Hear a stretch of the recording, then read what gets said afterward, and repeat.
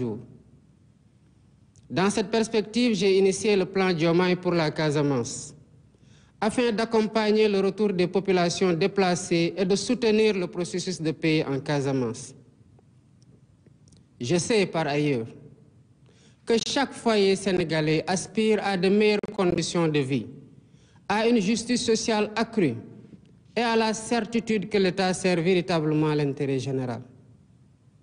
C'est pour répondre à cette légitime aspiration que le Premier ministre, M. Ousmane Sonko, à qui je réitère ma confiance absolue, a présenté devant l'Assemblée nationale sa déclaration de politique générale. Il y a détaillé les grandes orientations de notre programme de gouvernement adossé à l'agenda national de transformation Sénégal 2050 pour redresser le pays et replacer le citoyen au cœur de l'action publique. C'est dans ce même esprit que nous avons choisi la concertation et la consultation comme fil conducteur de notre gouvernance, afin de faire de chaque citoyen un acteur décisif de la rupture et de la construction nationale. Les assises de la justice et les états généraux du transport ou de l'industrie, déjà tenus, en témoignent éloquemment. Cette démarche se poursuivra à travers les assises nationales des Dara et les concertations sur l'enseignement supérieur, ainsi que dans d'autres secteurs, pour renforcer l'adhésion et la participation de tous. Par ailleurs, au courant du premier trimestre 2025, le gouvernement lancera la plateforme Liggéeyal Sa Réew, qui permettra à chaque Sénégalais, d'ici comme de la diaspora, de déposer sa candidature au poste public en compétition ou de proposer des projets et opportunités d'investissement. J'ai déjà instruit le bureau organisation et méthode de travailler à l'identification des postes clés devant être mis en compétition, de proposer des modèles types de fiches de poste et des règles d'organisation et de fonctionnement du comité de sélection des candidats qui me seront soumis au bout du processus pour nomination. Mes chers compatriotes, malgré les défis et les incertitudes rencontrés en 2024, cette année charnière aura surtout été marquée par l'expression d'aspirations majeures, défendues au prix de grands sacrifices, par la vigueur de la raison démocratique et par l'émergence de perspectives porteuses d'espoir. En effet, le 24 mars 2024, vous m'avez largement accordé votre confiance, m'offrant ainsi le suprême honneur de présider aux destinées du peuple sénégalais.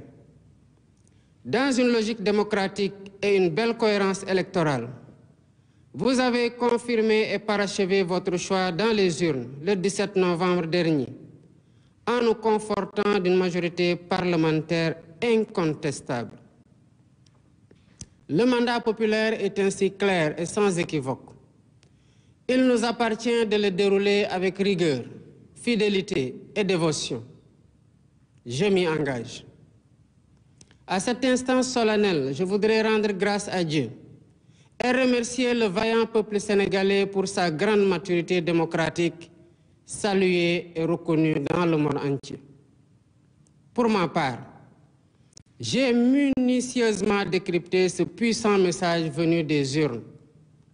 Dans leur grande majorité, les Sénégalais nous ont prêté les clés pour ouvrir les portes du changement systémique, ainsi que les fenêtres de la transformation nationale, dans la droiture, la probité et l'exemplarité. Djub, Djubal, Djubanti. C'est dans cette logique que j'ai pris un nouveau décret organisant le comité d'orientation stratégique du pétrole et du gaz, COS-Pétrogaz, pour y donner plus de place à l'opposition, à la société civile, aux syndicats et à l'ordre national des experts. J'entends ainsi garantir une exploitation optimale et transparente des ressources pétrolières et gazières au profit de l'économie nationale et des générations actuelles et futures.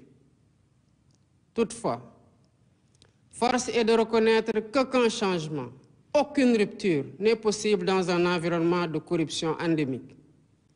Si nous voulons le changement, nous devons résolument être prêts à nous réformer nous-mêmes, dans nos comportements face au bien public et dans notre manière de servir la collectivité. Voilà pourquoi, au-delà de la modification de la loi portant statut général de la fonction publique, 4 lois sur la transparence et la bonne gouvernance seront soumises à la représentation nationale. Elles portent sur la protection des lanceurs d'alerte, la réforme de l'organe de lutte contre la corruption, l'accès à l'information et la déclaration de patrimoine. Concernant la déclaration de patrimoine, elle sera généralisée à tous les agents de la fonction publique sans exception, ainsi qu'à tous les postes électifs ou nominatifs impliquant une gestion budgétaire, quelle qu'en soit l'importance. Les modalités de publicité et de mise à jour des déclarations souscrites seront définies par la loi. Mes chers compatriotes, je suis pleinement conscient des difficultés que les Sénégalais ont traversées ces dernières années. C'est pourquoi, face à la vie chère et malgré une conjoncture économique plus que difficile, dès les premières semaines de mon mandat, le gouvernement a pris des mesures concrètes pour soutenir les producteurs locaux et réduire le prix des denrées de première nécessité. D'un autre côté, les réformes institutionnelles en cours avec la suppression du Conseil économique, social et environnemental et du Haut Conseil des collectivités territoriales se poursuivront au courant de l'année 2025. Le comité restreint que j'ai déjà mis en place pour l'identification des lois et décrets à prendre ou à abroger est à pied d'œuvre pour matérialiser les consensus forts issus des assises de la justice. Par ailleurs, l'inflation notée des partis politiques, favorisée par une application trop laxiste des textes en vigueur, a conduit à une fragmentation excessive et à une inflation préoccupante, préjudiciable à une respiration démocratique de qualité. Dans un avenir proche, des concertations sur notre système politique se tiendront dans le but d'y apporter plus de lisibilité, plus de transparence et de rationalisation. Toutes ces réformes, comme d'autres, visent uniquement à rapprocher l'État des citoyens, à mieux prendre en charge leurs aspirations et à asseoir les bases d'un Sénégal fier de ses valeurs et intransigeant sur sa souveraineté. La diplomatie sénégalaise, fidèle à sa doctrine, continuera à promouvoir les idéaux de paix et de justice, tout en apportant sa solidarité agissante et son soutien actif aux peuples opprimés du monde. Tous les amis du Sénégal seront traités comme des partenaires stratégiques dans le cadre d'une coopération ouverte, diversifiée et décomplexée. D'ores et déjà, j'ai instruit le ministre des Forces armées de proposer une nouvelle doctrine de coopération en matière de défense et de sécurité, impliquant, entre autres conséquences, la fin de toutes les présences militaires de pays étrangers au Sénégal dès 2025. Mes chers compatriotes, prenons le temps de nous regarder dans le miroir de notre histoire et de nos valeurs, pour nous rappeler qui nous sommes, d'où nous venons et où nous aspirons à aller.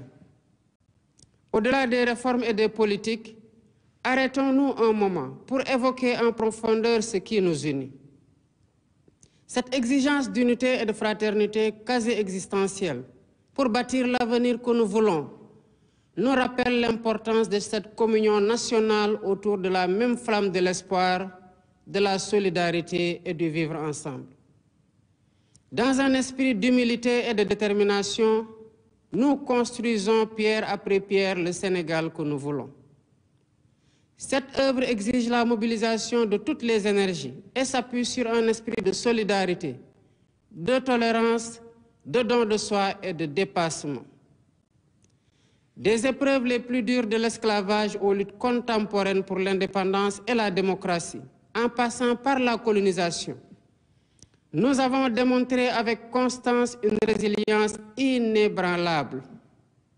C'est dans cet esprit et par devoir de mémoire, de vérité et de justice que nous avons commémoré pour la première fois l'anniversaire du massacre de Thiaroye.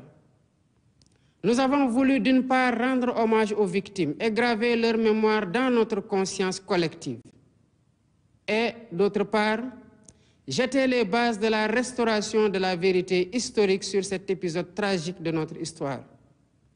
La même dette morale nous engage aussi envers les victimes des événements survenus entre mars 2021 et février 2024 et leurs familles.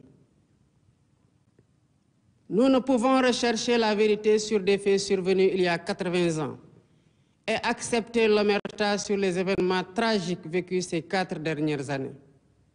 Ce faisant, il ne s'agit pas d'une revanche à prendre, mais d'une justice à rendre aux victimes et à leurs familles, de les apaiser et de réaffirmer la sacralité de la vie humaine. Mes chers compatriotes, ma conviction profonde est que nous sommes un peuple singulier, un peuple aux racines profondément ancrées dans la diversité de nos langues, de nos coutumes et de nos valeurs, mais qui a su faire de cette diversité une grande force. Fort de cet héritage, il nous appartient aujourd'hui d'écrire un nouveau chapitre de notre histoire, où notre souveraineté est pleinement assumée, notre justice réellement vécue et notre prospérité partagée par tous. Le ñëpp bokk, ñëpp jot ci. Pour cela, nous devons plus que jamais nous rappeler qui nous sommes et nous revêtir du manteau majestueux hérité de nos devanciers, fait de valeurs précieuses que nous avons pris l'engagement de remettre au cœur de notre projet de société et de promouvoir.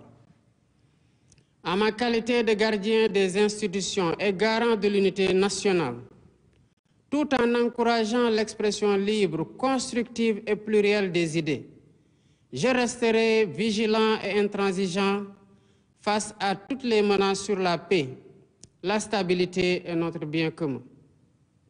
Au demeurant, je garde à l'esprit que nous devons conjuguer fermeté sur les principes et ouverture d'esprit pour préserver l'équilibre de notre démocratie et la cohésion de notre pays.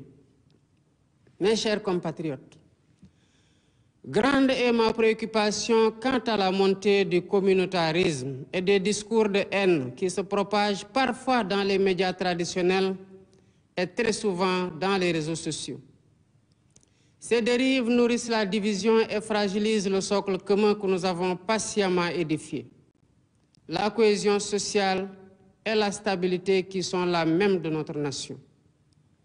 Nous devons tous prendre conscience que le Sénégal souverain, juste et prospère que nous travaillons à matérialiser pour le bien de tous, ne verra le jour que dans l'unité. Conscient de ce que nous sommes un peuple en compétition avec les autres, entretenons le culte du travail bien fait et de l'excellence, afin de prouver au monde, par des réalisations concrètes, que le Sénégal a les ressources humaines de qualité pour accomplir de grandes choses. À notre jeunesse, ardente et créative, je vous encourage à développer vos talents, à innover et à vous ouvrir au monde en restant ancrés dans nos valeurs. Votre énergie et votre détermination sont les véritables moteurs de notre pays. Le gouvernement sera à votre écoute et à vos côtés pour vous soutenir et vous aider à vous réaliser, à être utile à vous-même, à vos familles et à votre pays. Ensemble, prouvons que le Sénégal est une terre de promesses et de possibles, et édifions un Sénégal uni, souverain, juste et prospère, pour les générations actuelles et futures. Bonne et heureuse année 2025, que Dieu bénisse le Sénégal et l'Afrique. Déwénati mbokki Sénégal, pour les générations actuelles, gannaaw bi ma leen nuyoo